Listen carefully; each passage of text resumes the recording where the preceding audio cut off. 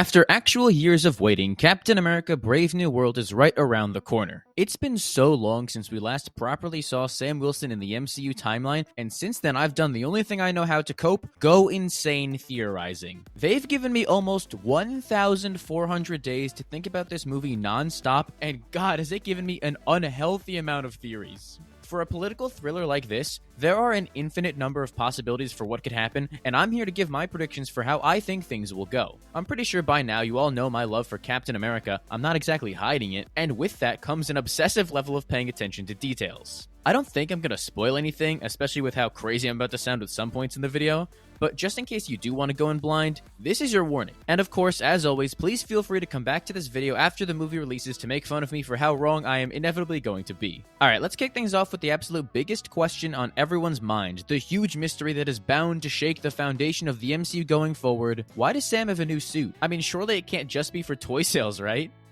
Right? I mean, at the end of Falcon and the Winter Soldier, we saw him get this gorgeous white costume, my personal favorite live-action superhero suit of all time. It is a masterpiece in every single way. They translated his comic costume so well and made it work in live action in ways I didn't even know were possible. It's genuinely a flawless suit that stands out really well, so I was shocked to see them change it for this movie. Don't get me wrong, I really like the new suit. It's clean as hell and the material is great. It somehow seems really tight and shockingly comfortable, a miracle fabric that can only exist in the comics brought to life with bright and vibrant colors. But here's the thing.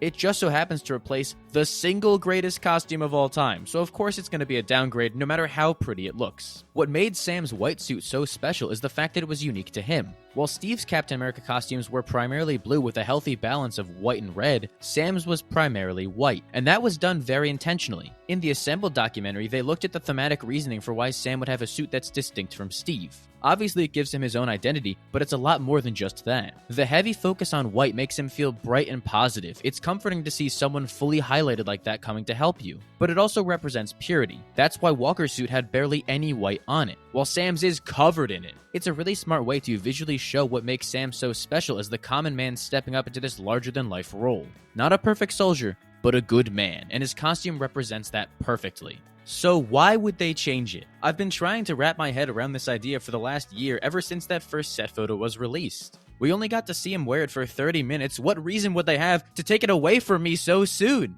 And after countless hours of thinking about this way too much, I have a strong guess as to why. The trailers made it clear that President Ross is trying to make Captain America an official military position, which is something Sam is unsure of. The aforementioned Assembled documentary also mentions future stories like Sam's struggle with acceptance, and how he knows that people will always hate him taking up the shield. In this film, I think Sam is going to accept Ross's offer as a way to try and, quote-unquote, be a better Captain America. Not just someone who took up the mantle, but someone officially recognized by the US government in any position of power. Part of this agreement, though, is that Ross rebrands Cap to look more like Steve did to try and ease the public into accepting Sam. But he's just trying to do the right thing. It sets up his character arc in the film as to being an independent hero not listening to any government, by putting him in a really tough situation and having him see what happens when he makes the wrong choice. I think it's so boring when characters are perfect and they never make any mistakes. So to see Sam take a situation at face value like this and accept it because he thinks it's going to be what's better for the country, only to realize that it's not at all and is making Captain America feel less approachable, and then come around by the end of the film to becoming a Captain America who is on his own and doing things for his own reasons and not listening to any military agendas, I think is a really interesting character arc for him. He gets to be on the other end of the Accords as he succumbs to the pressure a little bit, only to come out of this whole thing stronger and a more independent hero. It could also be an interesting thing if this costume isn't a choice for Sam. Perhaps the new suit has an adamantium and vibranium weave and Sam needs that extra protection, and this is the only way he's gonna get it. Basically just Ross and the government forcing him to look this way if he wants to be safe out there, which is again another stressful situation to be in for Sam. It's an easy character arc for him to have throughout the movie as he comes to the realization at the end of the film that he doesn't need to try and be anyone else, and we get to see him in that gorgeous white suit again. Or, I mean, the most likely option is that it really was just done for toy sales and I'm heavily coping because I really don't want to lose this costume. There's one single shot we've seen in the trailers where Sam has both costumes side by side and goes out of his way to choose the new one, so there has to be some thematic reason for it. Whatever it is, whether it be for symbolism or something as simple as a stealth suit, as long as he gets the white suit back by the end of the movie, I'll be happy. Truth be told though, the real biggest mystery in this film revolves around the leader. Marvel has had a very refreshing amount of restraint hiding him in the marketing thus far. Besides a few annoying leaks that I assume have been dealt with, we haven't gotten a good look at Green Megamind or really any semblance of what his plan is going to be. Everything in the promotional material has revolved around the fight with Red Hulk, but I think that's just a red herring. I'm not sorry for that, by the way. That was a good pun. It's very clear that the leader is pulling all the strings, and I've got my own theories as to why. It has been a very long time since we saw Stearns in the MCU. If people thought waiting to see some of these Phase 4 cliffhangers was long, we've been waiting 17 years for the payoff to this tease. I bet you right now, there are people watching this video younger than that. And if so, you got homework to do, man. What are you doing here? But it makes me wonder, why bring the leader back now and in a Captain America movie of all places? I think that after the leader's head grew 3 sizes that day, Ross had him quickly imprisoned. There's a prequel comic where Black Widow takes him into S.H.I.E.L.D. custody, but I doubt it's canon or that any of you even knew about that. And if you did, why? Ross could have used Stearns as a scapegoat and blamed the entire Abomination fiasco on him, throwing that big-ass head under the bus and calling it a day. He may seemingly be a changed man nowadays, but Ross used to be as cold and careless as they come. So what if, after he was arrested, Ross forced Stearns to create a new super soldier serum? I have to stop writing my scripts in this way where I make myself say the most impossible things. Ross forced Stearns to create a new super soldier serum is a ridiculous tongue twister. I'm kind of mad that I got it in one take during this rant and not when I was actually recording. But Ross was clearly obsessed with recreating the serum and desperate to have control over those powers, so he has Stearns work around the clock to make a working batch. Despite all this time going by though, Stearns was never able to properly recreate it and he outlived his usefulness, so Ross tries to have him killed. But then, because he's supposed to be one of the smartest men ever, the whole thing backfires and Stearns manages to escape. Ever since then, I think he's been in the shadows waiting for his time to strike. And what better time than right now as Ross becomes the new president? He can not only get revenge on the man who tortured him, but a country who voted for that monster. He can reveal Ross's true colors and have him paint the town red, kidnapping him one day and running his experiments on Ross to turn him into the unstoppable rage monster he knows he is deep down. Killing Ross would be easy, so I think it's much more interesting if the leader wants to take everything away from him. Ross effectively stole the leader's life and made him lose everything. He was happy being a college professor before he was forced to create the Abomination, and it all fell apart from there. It's kinda hard to live a good life when you can't even walk through a door without lobotomizing yourself. We see in the trailer a crazy pinboard with the phrase "Reset Ross, Reset America" on it, so I don't think his endgame is going to be just Ross. I have a feeling that this is going to have a lot to do with my man Tiamat in the ocean. It's clear to me that the adamantium mined out of this big celestial in the ocean is going to start a resource war. Obviously, Stearns isn't going to trust Ross with this new powerful material and doesn't want this corrupt country to get a hold of it. Stearns wants to reform the country as we know it. He wants to give them a leader they can be proud of. Someone who won't try and control the world's resources and wants them to be available to everyone. Obviously, the movie's title, Brave New World, is a reference to a book of the same name.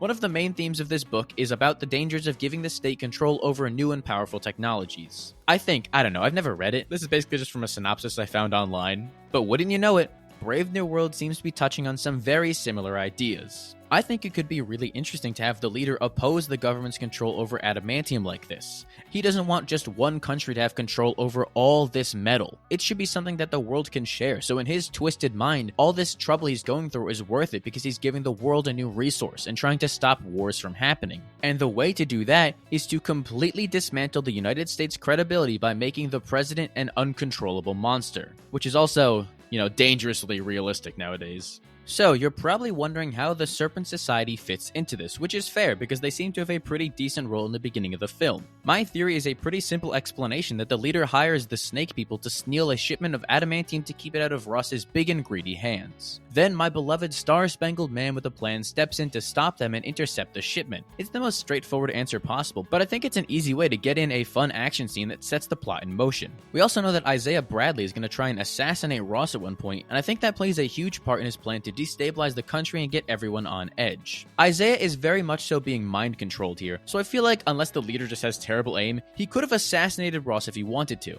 I think his goals are beyond our understanding here, and it's all a part in turning the country against super soldiers so that when the president becomes one, they already have reason to not trust him. It shakes the foundation he's built in a really stressful way as the public begin to turn on Ross. Because, when a president does bad things, they should be reprimanded for that. Believe it or not. Every step carefully planned out to not only get the public to turn against the president, but kidnap him and run those experiments to then turn him into something that nobody would want in office. The whole world would lose faith in the country very quickly if they saw a president pulling stunts like this. It's the leader's way of getting his revenge by ruining Ross's reputation. One other unrelated part of the leader's plan that I think is going to play a huge part in this movie has to deal with the new Falcon, Joaquin Torres. He's going to be a great addition to this film as we get to see him take on a role as a fully fledged secondary lead and give Sam the opportunity to lead someone for the first time. But I don't think he's going to have the best time in this movie. You see, one of the most important moments in Sam's life is the one we haven't seen, when his wingman Riley got knocked out of the sky. It led him to leave the Air Force and was a really traumatic moment in his life. It would be so powerful if they paralleled that here and had Joaquin get knocked out of the air to reopen that wound and make Sam doubt himself. I don't think that part is really much of a prediction because we see something like that happen in the trailer here, but I think they're hiding the full extent of it. We've seen parts of the final battle and Joaquin is nowhere to be seen, so something has to happen to him to really take him out of the picture. I have a very strong feeling that the leader is going to experiment on Joaquin. He's not going to turn him into like a Hulk or anything, but to keep Sam distracted, I think he's going to clip the Falcon's wings. Ideally, he would give Joaquin his actual powers from the comics where he becomes a human-bird hybrid with a hint of vampirism, but this would give Sam a direct tie to the leader. The stakes are more personal and grounded for him as he wants to avenge his friend. Only this time, he's given a second chance and makes sure he's there to save his wingman as he makes up for the biggest mistake of his life. And then we get Falcon becoming a Falcon man who actually can talk to birds. It's a win for everyone at the end of the day. I guess it might not be completely a win for Joaquin with all the torture and experimentation, but he'll get over it in time. I do think there will be a huge loss in this movie, though. I mean, I literally advertised it in the thumbnail, you read it, and if you didn't, I respect that kind of blind faith clicking on the video. One thing that the trailers have been quietly highlighting is a mysterious funeral taking place. I would assume it happens towards the end of the film considering we saw Sam in a sling, so I'm immediately going to throw out the idea that it's Steve. That's something you open a movie with to set the tone and expectations. This clearly takes place in the fallout of an action sequence. I'm a little scared to say this next part out loud and speak it into existence, but I honestly feel like it could be Isaiah Bradley, which would be incredibly depressing. I may not make it out of the theater alive if he makes a tragic sacrifice at one point. But that being said, you could have a really powerful sacrifice where Isaiah finally gets his moment to be a hero and gain that public recognition at the cost of his life. It would be one of the most bittersweet scenes in the entire MCU and probably cause me to drive headfirst into oncoming traffic on the way home from the theater, but I feel like it's really likely. We don't see much of him in the trailers, which could just be due to his incarceration for trying to assassinate the president, but that may motivate him to want to do the right thing. He can clear his name and get the public to see him as the hero he once was and always should have been. A heartbreaking way to go out for sure, but one that makes sure he's remembered as an icon for generations to come. I'm very torn on this because I don't want to see Isaiah die and I really want him to get a happy ending, so I think I have a better idea of who this could be. Right now, I'm leaning towards President Ross dying at some point in the movie. I know, I don't want it to happen either, but the stars are aligning in a way that's too hard to ignore. The biggest proof that points to this happening is the fact that they brought Liv Tyler back, and we briefly see a shot of her looking at an unmarked tombstone.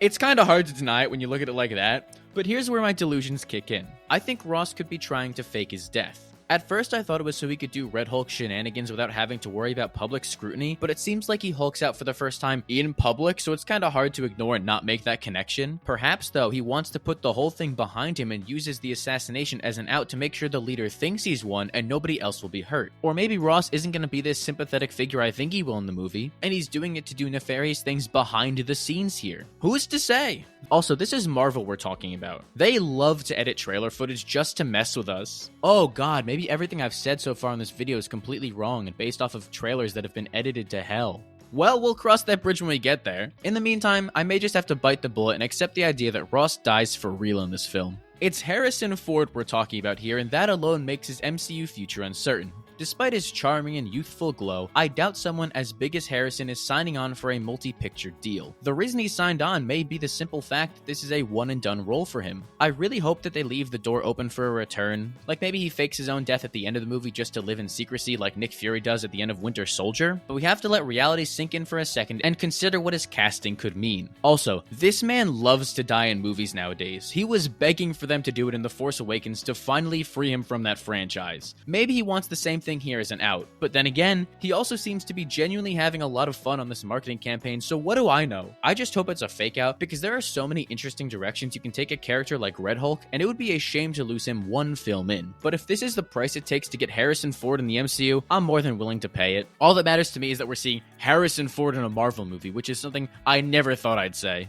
Okay, so I know I'm gonna sound really delusional with this next one, but I need you to hear me out. I think Bucky is secretly in this movie. This shot in a hospital, at least I think that's where it is clearly hiding someone, and I feel like he fits the bill perfectly. I know Anthony and Sebastian have both independently gone on the record talking about how they miss working together and made it very clear he isn't in the movie, but this is Marvel we're talking about. We should know by now that you can't trust anything these actors say. If they even think about spoiling the film, Kevin Feige will blow up the bomb in their heads before they even finish the sentence. Andrew Garfield has basically ruined all sense of trust we have in these actors, so just play along with it and walk with me here. Well, I don't think this movie needs Bucky, as I don't want the attention taken away from Sam. I do think the film would benefit from him making a cameo. Sam and Bucky have one of the strongest character dynamics in the MCU right now, so they need to take advantage of that as much as possible and show them together, and I think I know how. Sam is going to go through a lot in this movie. Fighting a green man with a 40 forehead, squaring up with the president, who also happens to be a rage monster, trying to prevent a resource war that involves a giant celestial sticking out of the ocean, and fighting off a group of snake people. He's never been in a worse position than this. I think a real tipping point for him is going to be when Joaquin gets hospitalized. He's obviously going to blame himself and want to do something risky, and that's where Bucky comes in. I think it could be really fun if they flipped the dynamic from Falcon and the Winter Soldier and had Bucky be the one giving Sam advice this time around. Bucky's clearly gotten his life together and is a congressman now, so when your story is dealing with politics this heavily, it would be insane for him not to show up. It could be a brief moment before he's called to do something else, which we'll get to, but have him show up to pull a few strings and help Sam out. Give him the halftime pep talk he so desperately needs and remind him who the hell he is. Having Sam call in a favor from Bucky is a natural way to include him in the story and could be the boost Sam didn't know he needed. It doesn't have to be a white savior moment, but Bucky is someone who Sam can actually trust. And if this movie is going to be about conspiracy theories, you need someone reliable like that. Bucky can be a comforting presence and someone Sam can talk to and bounce ideas off of, giving him this moment to collect himself and get back out there stronger than ever. On the other hand, Steve Rogers will not appear in the film, and that's a good thing. I've been debating this idea for the longest time because it feels like it's now or never if they're going to reintroduce him or kill him off in any way. It's been a mystery for almost 6 years now, as the MCU has basically refused to make his fate clear. Until we hear otherwise, I'm just going to assume he's living on the moon because that would be the funniest possible outcome. Imagine being a conspiracy theorist in the MCU thinking something as insane as that and being proven right. That would be the biggest news story of all time. But I don't think it's worth it for him to physically appear in this movie. For the last 4 years, I've had to sit through some of the most insufferable discourse ever as people complain about Sam taking up the shield and whining for Steve to come back. If he were to appear in this movie in any way, it would immediately overshadow Sam and put all the attention back on him, and that's the last thing you want to do when trying to prop up a new hero. This movie should be about Sam Wilson first and foremost, so please keep Steve out of it. And that's coming from someone whose favorite character of all time is Steve Rogers. I practically worshipped that man, but his time is done. He had a beautiful 8-year run as Captain America that I will forever treasure, and I don't want them to touch that legacy at oh, right, I forgot about that. Yeah, so Evan's return in Doomsday kind of threw a wrench in my plans, but I'm not flinching. If anything, this just convinced me more that Steve needs to stay out of this film. Not to go off on a tangent, but I think the best way to bring Steve back into the MCU is to actually have him doing work on the moon until he hears word that a man looking like Tony Stark arrived on Earth. This would obviously bring him out of hiding to see if his friend has returned, only for the reveal of White Doctor Doom as he brutally murders Steve Rogers. And then, in the wake of all the shock and horror, comes an alternate reality version of Steve Rogers to enter the universe and take his place. It sets the tone right off the bat and shows how much of a threat these villains are. If they're gonna kill off arguably the main character of the Infinity Saga in the first scene, nobody is safe. So please, I am begging you, do something like that and not have Steve take the spotlight away from our new Captain America. That being said, off the record, I will be a hypocrite and cry if I see him in that theater. But if it's anything more than a single scene, we're gonna have some problems. Sorry, I'm not flinching, alright? He's not gonna appear in the film. I stand my ground. Okay, we're in the home stretch now, folks. Just bear with me. I'd be remiss if I didn't give my best guess as to what the post-credit scenes could be for this film. Hi, so I wrote this video before we learned that the movie would only have one post-credit scene, but I like both of these ideas too much to leave one out, so I'm just gonna pitch them both here anyways. And that basically gives me double the chance of getting it right, so loophole! Or I could just be spectacularly wrong twice. We'll see. Honestly, the post-credit scenes are the thing I'm most confident about in this video. The first I feel is a slam dunk and one that feels like a lock, that being Sam beginning to reassemble the Avengers. The trailers have made it abundantly clear that Ross wants to rebuild the team after their 4-year absence in continuity, but I don't think Sam trusts him enough to make him a part of that and have the Avengers as a government team. By the end of the film, though, he'll be ready to put the team together independently as we get things ready for Doomsday. We kinda need him to get a team together too so they can be ready for 2 massive Avengers films right around the corner. That'll be here in a scary amount of time. And there's a really easy way to do this too, as Carol Danvers is currently living in the Rambeau household, which is located in Louisiana, better known as Sam Wilson's stomping grounds. He can easily stop by to both welcome her to the neighborhood and pitch bringing the Avengers back together. It is such an easy setup, and I would be shocked if they didn't capitalize on it in some way. The other option is something Marvel used to do all the time, that being a setup for the next movie. Something akin to Ant-Man's post-credit scene being a moment directly cut out of Captain America Civil War, and funnily enough, this one also involves Bucky. Listen, if I'm wrong about his cameo earlier, I am a lot more confident that we'll see him here, and that technically counts as him appearing in the movie, so I win either way. But for fun, let's say he does have a moment earlier on in the film and is called to leave at one point. We can pick up with him as he's recruited by Val to go hunt down a rogue group of soldiers as she tricks him into apprehending the team. It lines up with him blowing up the Red Guardian's dripped out limo and is a nice way to tie things together. And they don't even have to shoot anything extra if that scene is in the next movie. It's a win for everyone and would keep Bucky's Captain America movie streak alive.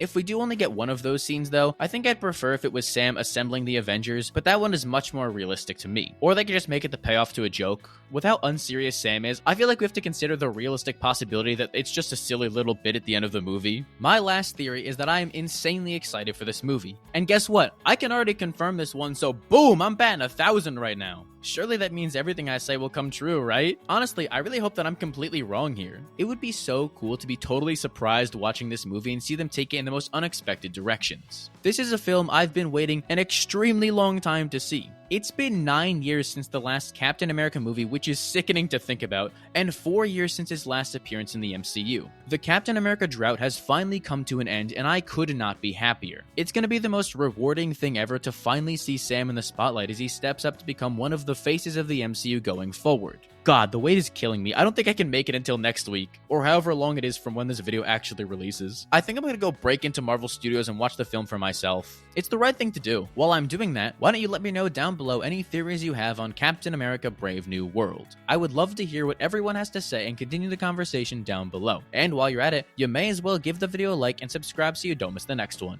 If you don't do it, I'm gonna become the Red Hulk and ragdoll you around until you apologize, and neither of us want that to happen. Can you imagine how expensive his pants budget is? I don't want to go through that.